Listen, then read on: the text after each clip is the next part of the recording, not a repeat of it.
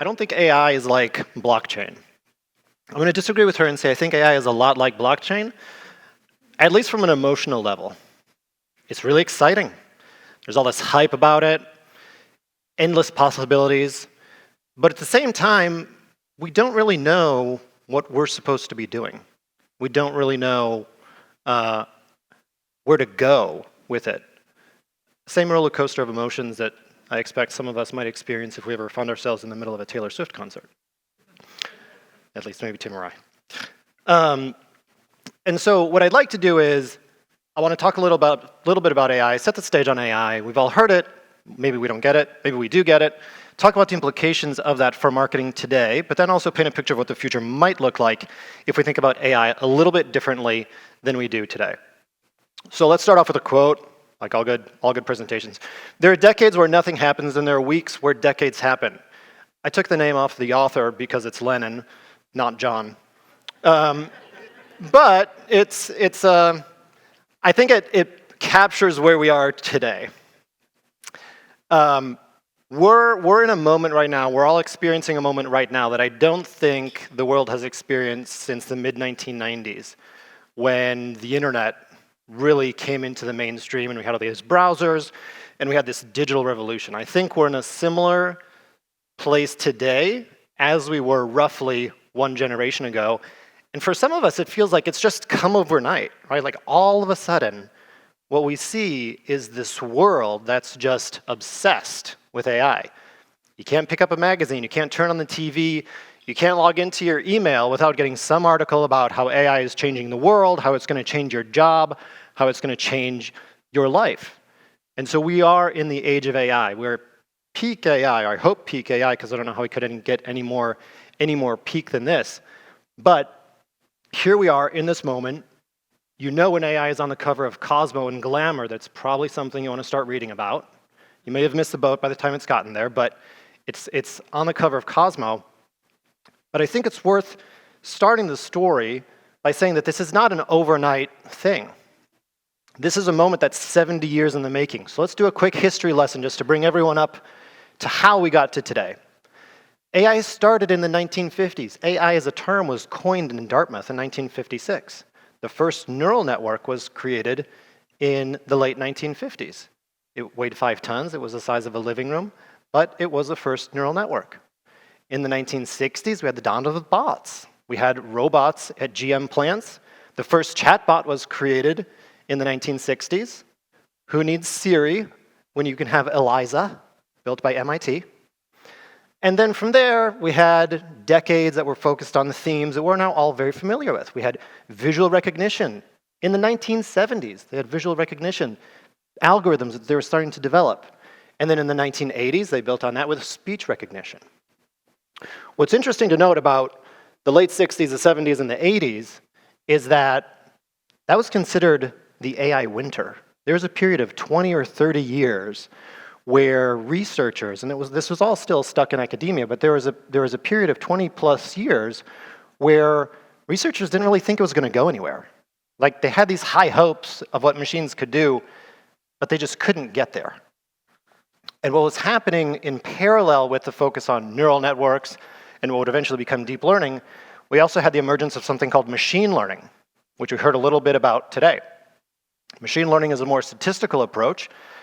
A lot of common techniques that fall into the machine learning library, such as Bayesian networks, decision trees, k-means, so on and so forth. That was all coming along at a nice, steady rate in the 60s, 70s, and 80s. And in the 90s, that's when we first started to get a little more visibility into everything that was cooking. Intelligent robotics. We had the first emotionally intelligent robot come out in the 90s. Sony came out with Aibo, the little dog. You might all recall the little dog. That was near the late 90s, turn of the century, turn of the millennium, very exciting. And the other thing we had in the 1990s was IBM released Deep Blue, which beat Garry Kasparov in chess, grandmaster of chess. That's, I would say, a step change in terms of awareness around artificial intelligence and what it could do. In the 2000s then, we had deep learning. Deep learning started to emerge as a concept, an extension or a build on neural networks, and a lot of other things were happening behind the scenes in addition to deep learning starting. One, was the development of something called a GPU. GPU, graphical processing unit, basically a processor built specifically to do the types of things that we need with AI. And then the other thing that was developed was something called ImageNet, which was a labeled data set, which machines need if they're going to make sense of the world. In the 2010s, we had virtual assistants, Siri, Alexa, so on and so forth, and now here we are with generative AI. We have ChatGPT, we have DALL-E, we have Stable Diffusion. Creativity has now embedded itself in the artificial intelligence world, and AI can apparently do anything. This evolution has been a long, slow, and steady trip that has been intertwined with the development of certain specific technologies. One, processing speeds are jumping 10x every decade. That's hard to fathom, but that's basically another way of saying Moore's Law, developed by Gordon Moore, co-founder at Intel, which states that the processing speeds will jump roughly every 2 years. That has held steady for the last 70 years. We have more processing power. Storage costs in parallel are going down. It's cheaper to store data. You can't have big data if you can't store the big data somewhere. So storage costs drop 90% plus every decade in a very similar pattern. So we have processing speeds that are increasing exponentially. We have storage costs that are dropping exponentially. And both of them coming together, obviously with parallel technologies, computing costs are coming down at a same rate. And so what you have is machines that are trained on more data. From 10 parameters back in the 1950s to over 1 trillion parameters today. The models that people are using in artificial intelligence today aren't that much different than they were a generation or two ago. They're just trained on more data, and they have more computing power thrown against them, and that's what makes them seem powerful. Because they're being trained on more data, they're getting smarter and smarter. ChatGPT 4 is more than 2 times smarter than ChatGPT 3.5. One of the interesting comparison points between 3.5 and 4 is that ChatGPT 3.5, I believe, scored in the 10th percentile on the bar exam. ChatGPT 4 scored 90th percentile on the bar exam. If it can beat a lawyer, we might all be worried about our jobs.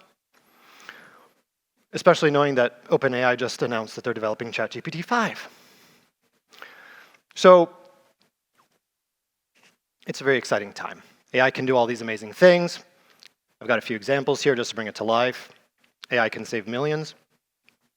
A study was released earlier this year looking at radiology, case analysis, and what it identified was that in critical X-rays, so X-rays where there's a clear sign of disease, artificial intelligence outperformed human-trained radiologists that have gone through medical school and all their certifications by about 8%, 99.8% accuracy in identifying disease. What was more interesting is that when they presented the AI and the radiologists with less developed disease, so instead of critical abnormalities, just mild abnormalities, the AI identified 99.1% of all disease cases, nearly 40% better than the trained radiologists. AI can help us provide better healthcare, faster, cheaper. Brought to you by AI. Flip the coin, AI can also feed billions. This emerging industry of precision agriculture, artificial intelligence, robotics, image recognition, can double or triple the yield of the same field. So when we think about corn or soy or wheat, we have the ability to double or triple the yield of food while reducing operating costs by 20 to 30%. Getting more, paying less. It's a theme that we'll talk about over the next little bit.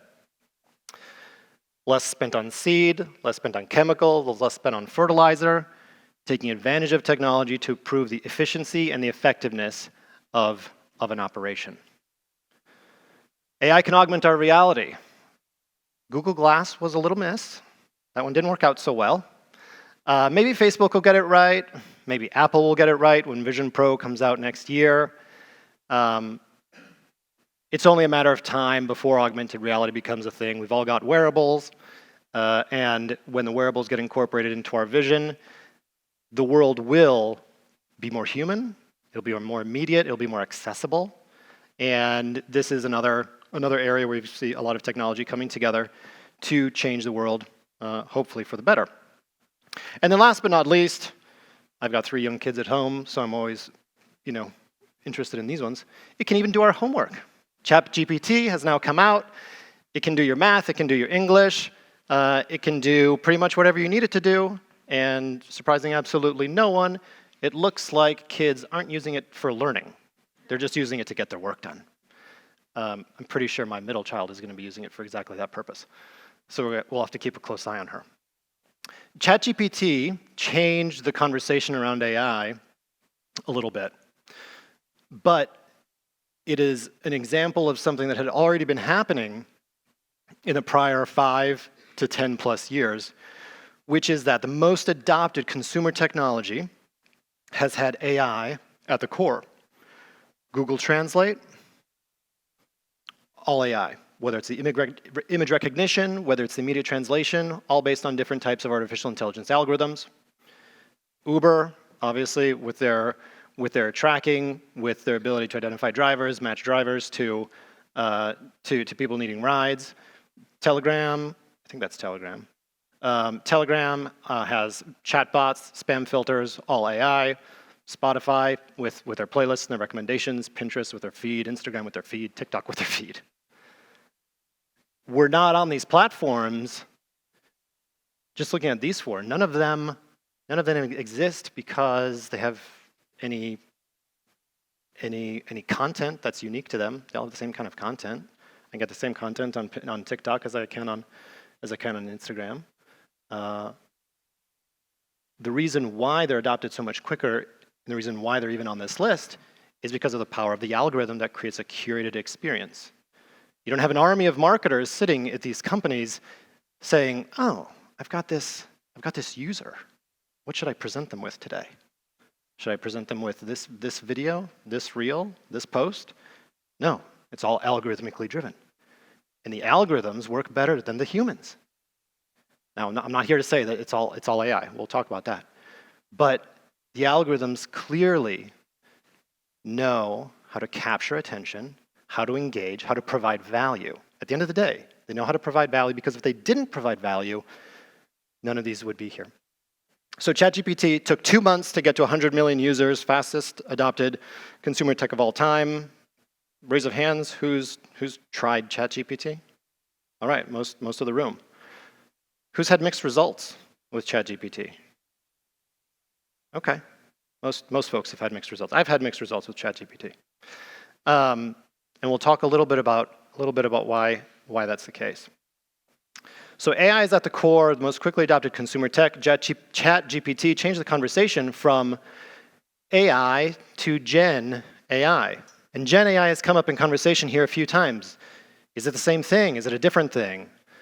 AI being artificial intelligence, Gen AI or generative AI, artificial intelligence, some might call it artificial imagination, is the creative expression, if we can even call it that, of an artificial intelligence engine. These 3 examples you can pull if you go to the DALL-E website. I'm not sure if this was DALL-E 2 or DALL-E 3. And you can see the prompt in the bottom left of each picture. So the one on the left reads a photo of Michelangelo's sculpture of David wearing headphones, DJing. The AI whipped that out in probably a minute. An Andy Warhol-style painting of a French bulldog wearing sunglasses. High-quality photo of a monkey astronaut. If you recall the title slide and the image on the title slide, that also was a DALL-E rendered image. Which is probably the most fun I've had at work in a while. So artificial intelligence can do it all, right? It can analyze things, it can create things. If it's smarter than a doctor, well, clearly, what am I to do with the rest of my life? Because I'm not a doctor. So what does this mean for loyalty? If we move on the evolution of our story here, what does this mean for loyalty? Surprisingly, not much. What we found in our research is that whether we're looking at retail, whether we're looking at quick serve restaurant, whether we're looking at hospitality or financial services, the majority of customers still exhibit inconsistent purchase behavior. And it's important to highlight that this is consistent behavior, not brand loyalty. It's one thing to look at this and say, oh, 31% of retail customers and QSR customers are brand loyal because they're consistent. They're not brand loyal because they're consistent. They're just consistent.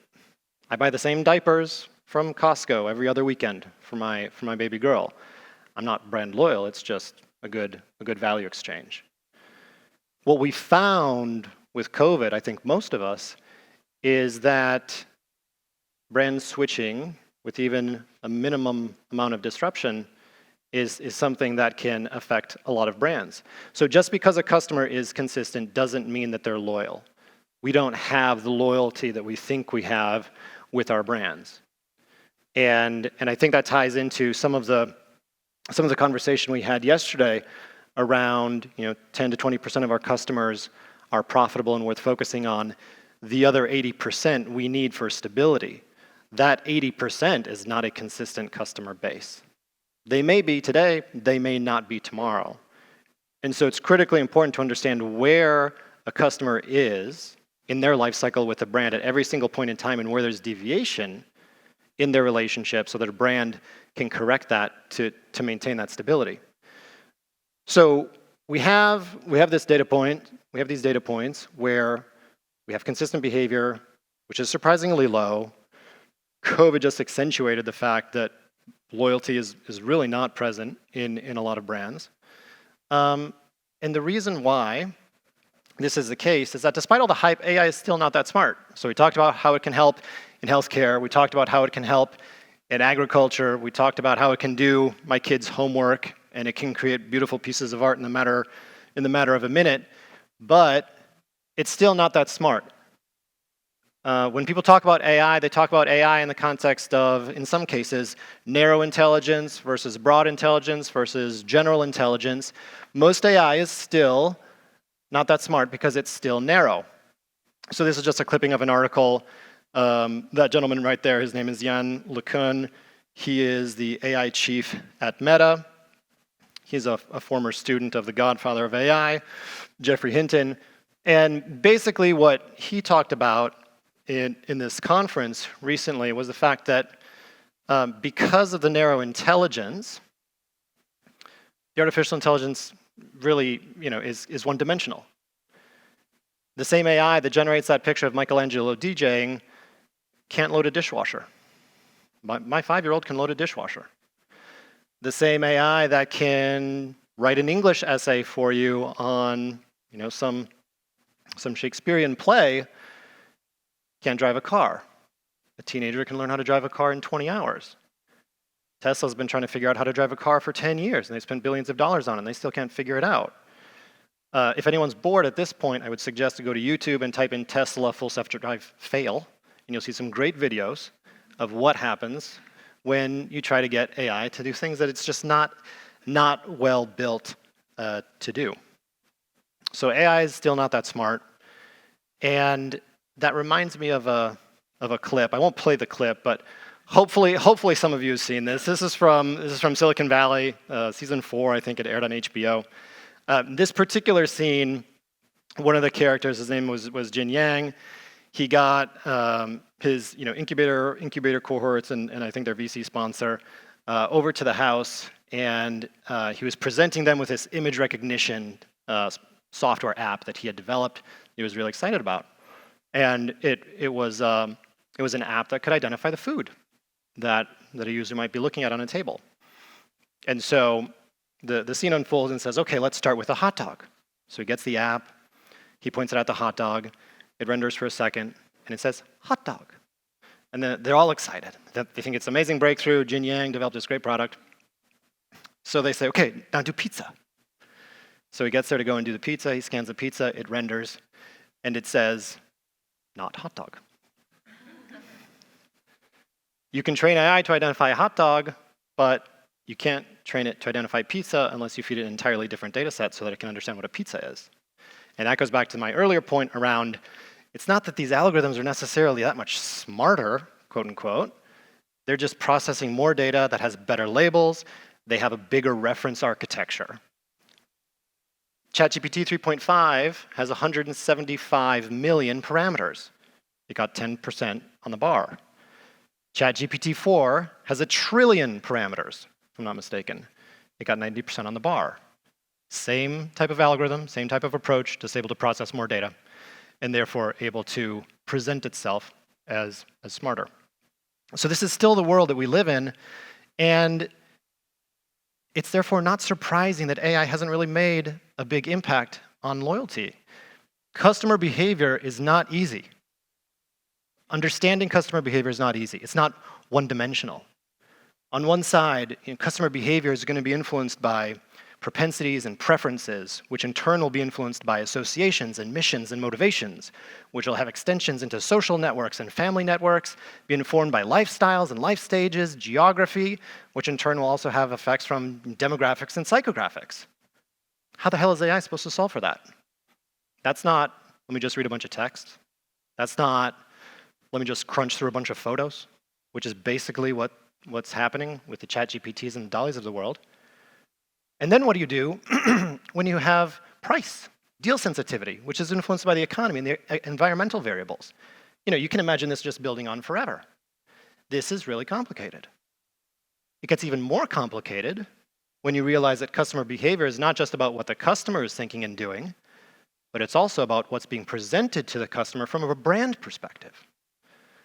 What is the communication feed that the customer is receiving from the brand? Maybe it's one-to-one, maybe it's just mass that the customer is being exposed to, but what is the communication feed that the customer is exposed to? What is the influence of that on the customer? That in turn is informed by the content strategy. You have channel experience, also factoring into how that customer engages with the brand. Brand positioning informs all of this. Broad brand communications, you got concepts such as lifecycle management. Price architecture will inform deal propensity. You've got material sourcing, which ties into product assortment. Product assortment is going to drive a lot of these components in terms of what you can present to a customer, how you might present it to them, which will be tied into the marketing strategy, and then ultimately have your brand promise. These are also variables that AI cannot easily code for. How's it going to solve the left? How is it going to solve the right? Especially given that every single customer is going to be a little bit different in terms of the influence that one has. And then obviously, I know we have a lot of marketers in here. We have all of this going on, and at the same time, we're trying to deliver on short-term goals and long-term goals that have been set for us to accomplish by our leadership. Maybe we need to drive revenue, or we need to drive a certain unit volume. And at the same time, we need to minimize churn, and we need to improve acquisition, and we need to do this, and we need to do that. By show of hands, how many marketers do we have in the room? Okay. By show of hands, how many marketers need to accomplish more than one thing at the same time? Okay. This is a mess. How the hell could AI possibly solve for this? And because AI hasn't solved for this, we've basically been marketing the same way for the last 25 years. Marketing hasn't really changed much since the last generational shift, when SaaS was the thing, when the Salesforces of the world started, when Adobe came out, when ad tech started coming out. We have campaign planning, we have campaign setup and audience selection, we have testing and deployment, and then after the campaign is run, we have post-campaign analysis and findings. We've got all these steps along the way, from annual planning to campaign planning, forecasting, recommendations, approvals, the actual execution components in terms of pulling lists, QA, deployment, tracking, all this stuff. So many people, so many teams, internal teams, external teams, so much time is being spent on this paradigm because we haven't been able to do any better, right? So there's nothing wrong with this, we just haven't been able to do any better. But if we ask ourselves, given that we're now supposedly in this world where AI can do anything, what would an AI native approach to marketing look like? Well, I was reading an article the other day, I think it was in HBR, where the author, HBR professor, said, wherever there's thinking involved, AI can be applied. There's thinking involved in every single one of these steps. So that's helpful or not. What do you do with it? It tells you, okay, AI can help, maybe, but it's telling you where AI can help within an existing process, which is not generally a good way of solving problems. Blank slate approach, tabula rasa, is generally a better way to think about it. Let's really break down what we're trying to do here. What we're trying to do here, typically with campaign planning and execution, is we are trying to engage the customer in a way that we know will deliver on the business goals that we've been tasked to accomplish. It sounds very transactional, but it's the truth. Most of us have monthly, quarterly, yearly goals to hit. Could be revenue, could be volume, could be margin, could be some combination of that. Unfortunately, we're not all here tasked with driving CLV. We typically have goals to hit. Knowing the goals that we have to hit, we work backwards from the goals with the systems that we have to try and get there. It is a system built around inputs. What's the audience that I should go with? What's the content that I should build? What channel should I run in? When should I run it? If we start with a blank slate, knowing that we're trying to deliver an outcome, an AI approach would look a lot simpler. It'd be 4 steps. It would start with the outcome that you're trying to accomplish in mind. Select the objective. Is it revenue? Is it margin? Is it volume? Is it CLV? Is it something else? And then given that objective, to the extent that you want, defining the parameters, they're all entirely optional. If the AI is smart enough, it should be able to sort it out by itself. Defining your content. Again, if the AI is smart enough, it should be able to figure it out by itself. Better yet, it should be able to generate that content for you and then figure it out by itself. And then lastly, review and execute. People still need to be in the loop. This kind of seems futuristic. AI can't do any of this. Or maybe it can. Maybe it can with a slightly different approach to how we think about and apply artificial intelligence. And so with that, shameless plug time, I'd like to show you Kognitiv Ignite. We won't go through it, soup to nuts, do a full demo or anything like that. But I want to bring to life the idea of what we've built with this product, the autopilot for your customer engagement being the core idea behind what we've built. Customer engagement, always on, at scale, driving short-term tactical goals, driving long-term strategic objectives. So I'm going to switch gears here so I can log into my system. And it looks like I haven't been logged out yet, which is great. We're going to build a campaign. So imagine that we are an apparel retailer. We're an apparel retailer. And it's what? It's mid-November. So we're probably mid-season. And we've been tasked with a specific objective. So let's build our campaign. We've been tasked with a specific objective to drive some results within our denim department. So I'm going to start a campaign called the New Denim Campaign. And the very first screen, once we've started our campaign, is focused on outcomes. It's not focused on audiences. It's not focused on channels. It's not focused on content. It's focused on outcomes. What are you, as a brand marketer, as a brand leader, as a brand builder, trying to accomplish? So you can come in here, and at least as of today, and it'll expand. You can either maximize our target, volume, revenue, margin, conversion, typically the kind of metrics that we're tasked with. They're not terribly customer-centric, but they're the goals that we're tasked with delivering for our business. So here, let's say that it's mid-November. We want to drive maybe, $2 million in incremental revenue for the denim department. Let's run this for the next 60 days, just into the new year. Let's put a budget of $400,000 on here. There's not a lot that a user needs to specify for the machine to go to work. Artificial intelligence generally just needs a destination and some base parameters. Our destination is $2 million in revenue. Our parameter or constraint is $2 million in revenue in 60 days. Our constraint or parameter is I've got a budget of $400,000. You need to deliver $5 in incremental revenue for every dollar that you spend in this campaign, whether it be a media dollar or whether it be a promotional dollar. How many people here ignore 50% discounts from their favorite retailer? I'm one of them. 50% doesn't work, 40% doesn't work, 30% doesn't work because it's not relevant. Phil talked about it earlier. Personalization and relevance are not the same thing. My email says, hey, Anthony. The offer says 50% off. I haven't been in your store in 3 years. What the hell am I going to buy for 50% off? AI can solve for that. So we set a destination, we set some parameters, and then we can also set some additional strategies. So this is where we start to get a little more customer-centric, if we're going to take from Peter Fader, where we can also try and drive specific types of strategies. And we won't get too much into that today, because we have plenty of content still to get through. But let's select repeat. So customer repeat, we want to get customers to come in and buy something that they've bought before.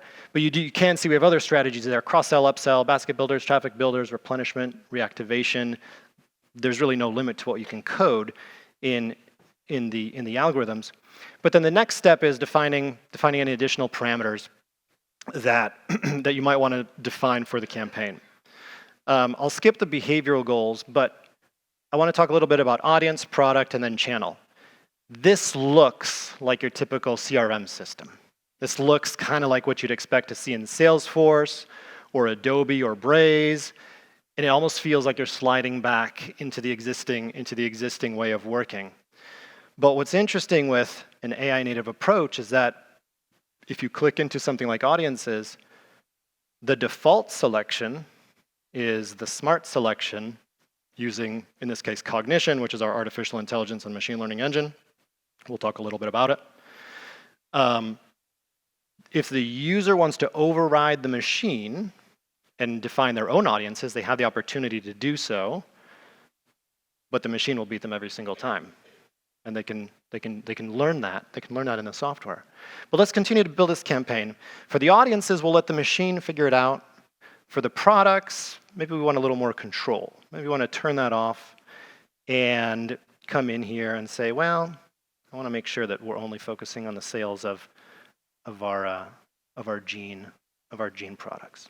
So let's select these products. Let's apply them to the campaign so we can see them listed there. If we have inventory that we need to sell within, so we don't sell beyond the inventory, we can put in those inventory levels. And then lastly, we can define channels. So select email. Step 3 then is selecting content. So we defined our goals, we've defined our parameters. Step 3 is the content piece, and it could be offer-based content, it could be non-offer-based content. As long as it's coded, which the platform will take care of, as long as it's coded, the machine can use it. And the default selection, as you can see, again, is to use all the content. You can let the machine figure out which content is the right content to present to each individual customer. And so instead of everyone getting 50% off anything in the store, one customer might get, we have your favorite jean in your size at the store, while another customer gets a message that says, this jean jacket would go great with the pants that you just bought last week. One-to-one personalization at scale, entirely driven by the machines. All a user has to do is set it and forget it. Step 4 then is reviewing the objectives, the parameters, the channels, the content, getting a preview of what the execution looks like, and either submitting it to run or sending it for approval. Typically, campaigns will have internal approval procedures that they need to go through. Maybe a manager needs to send it to a director. Maybe a manager wants to send it to a colleague to review the output file and say, hey, does that daily customer reach look right? Is that a little high? Is that a little low? Should we try and expand it or narrow it? Does my conversion rate look right? So you can look at modeled performance, you can look at modeled delivery, and then you can run the campaign. And so with a different approach to AI and machine learning like we have built in here, you have a very different world that you can think about. So let me go back to presentation mode. So again, moving from this, and even this, to something much simpler.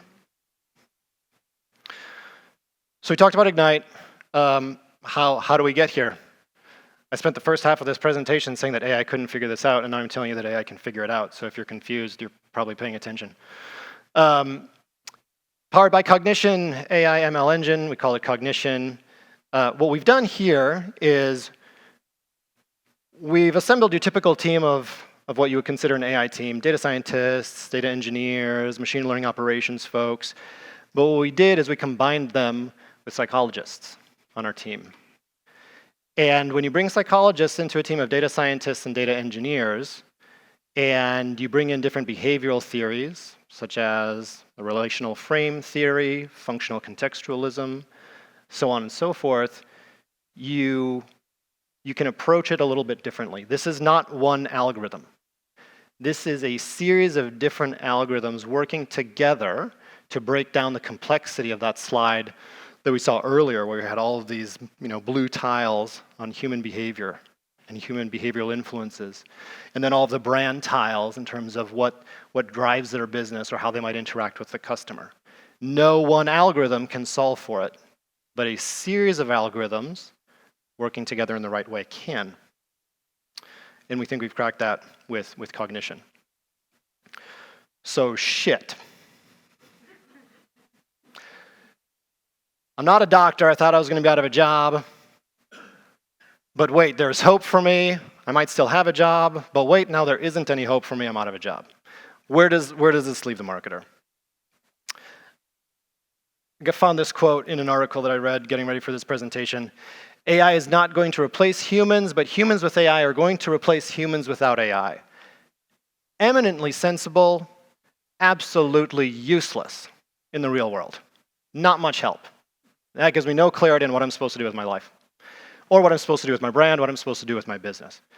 No disrespect to Mr. Lakhani or Harvard Business School, but it does capture the key point that I think everyone will hopefully walk away with from this session, which is the humans plus the AI.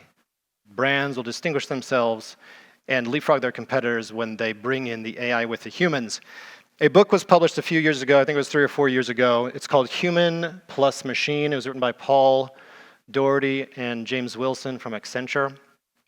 And they proposed a framework where they took a series of different activities and tried to segregate them between what they classified as human-only activities on the left-hand side: leading, improvising, creating, judging.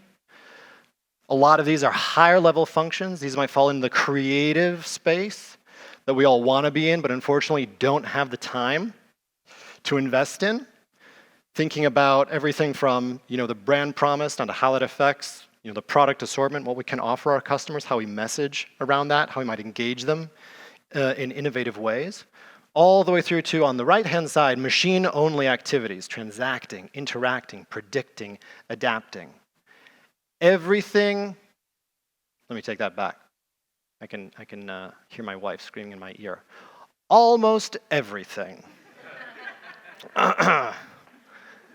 Almost everything that we do today from an executional perspective, when it comes to MarTech and AdTech and our email campaigns and our SMS campaigns and what we're doing from a commerce perspective, almost all of it that's executionally related is in this box right here. What do our jobs look like if we give it over to the machines? One of the important, one of the, I would say, insightful pieces that came out of their research that the Accenture folks did was they surveyed 1,500 professionals across a series of industries, I think worldwide, and on average, among the executives that they interviewed, the executives said that 50% of their job could be augmented by AI. Sounds great. I can do more. with what I've got. 40% of their jobs could be entirely automated. What would your jobs look like if you could free up 40% of your time to work on the higher value activities that truly lead to brand loyalty? You don't need to be sifting through all my data to figure out whether I should get the jacket or whether I should get the pants. But if you can spend your time thinking about how to distinguish your brand in a way that will be meaningful, relevant, and valuable to me, that, I think, is what we should be getting paid for. And then we have this stuff in the middle, hybrid activities, some where the human complement the machine, some where the machine complement the humans, the training, the explaining, the sustaining. That's where the human really needs to complement the machine. A tool like Ignite only works when it's set up the right way, when it's got the right data coming in with the right labels, when it's working within the right context for the business. That all falls under training, explaining, and sustaining. Mr. Greenberg here earlier today was pretty much shitting all over AI, which is fine, but he was highlighting relevant limitations of AI that's not contained, that's not constrained, that's not well trained. If you have AI that's trained, if you have AI that can be explained, and if you have AI that is sustained in its performance over time, we won't have the types of challenges that we do have with AI. Amplifying, interacting, embodying, we have that today in a lot of different spaces, from the commerce platforms that personalize our experiences to the chatbots that solve our problems. They can get better, they will get better, but the machines are taking over. They're providing us with faster service, they're providing us with better service in most cases, not all cases, but most cases. And so we have this pretty interesting spectrum. I thought it was pretty insightful. The only difference that I would make, which I think ties into a lot of the points that we discussed yesterday, is I might change improvise to empathize.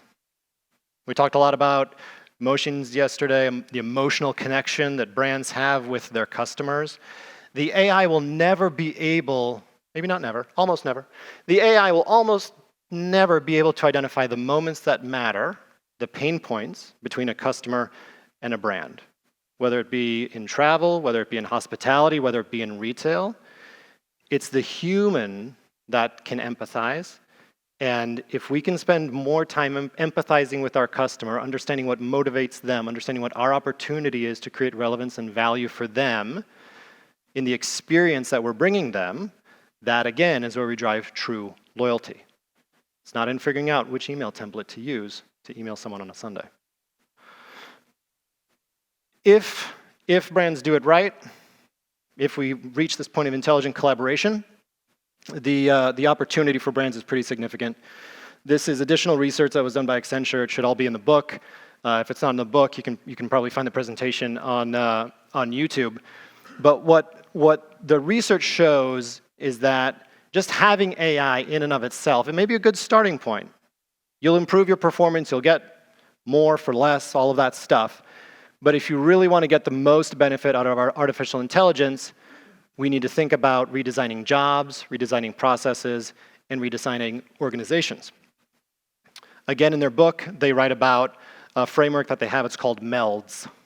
Mindset, experimentation, leadership, data, skills.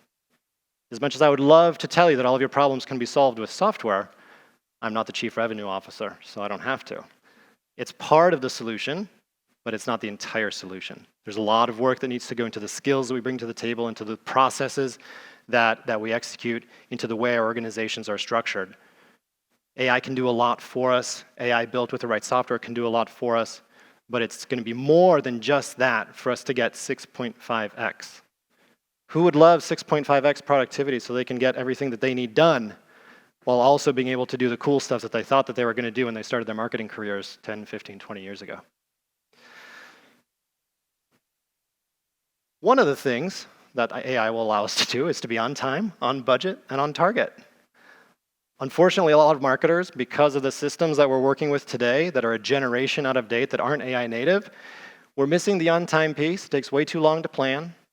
We're missing the on-budget piece because there's no built-in self-optimization. And frankly, we're missing the target piece because we're defining the parameters of the execution rather than letting machines figuring out how to engage customers on a one-to-one basis.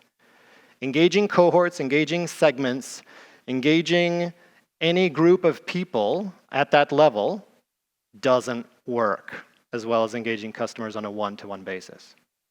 One of my old mentors, I think he was a statistician, he said, you know, if you put one hand in the freezer and you put one hand on the burner, your average temperature will be 99.4. You're perfectly healthy. You're going to lose both your hands, but you're going to be perfectly healthy. That's what happens when we engage segments, when we engage cohorts. That's not customer-centric. That's not true one-to-one. With machine learning and artificial intelligence, we have finally the opportunity to take advantage of big data. We've all got the big data, but if we're not making use of it, what's the point? Might as well just save $10 million and get rid of the data lake. AI can now make use of it. We can deliver any outcome we want, obviously within reason. We can drive any behavior that we need to drive. We can hit our short-term goals. We can hit our long-term goals. We can do the things that will truly build brand loyalty. And we can do it on an individual customer basis, across every single lifecycle stage, automated, always on, with a human plus machine approach. Thank you.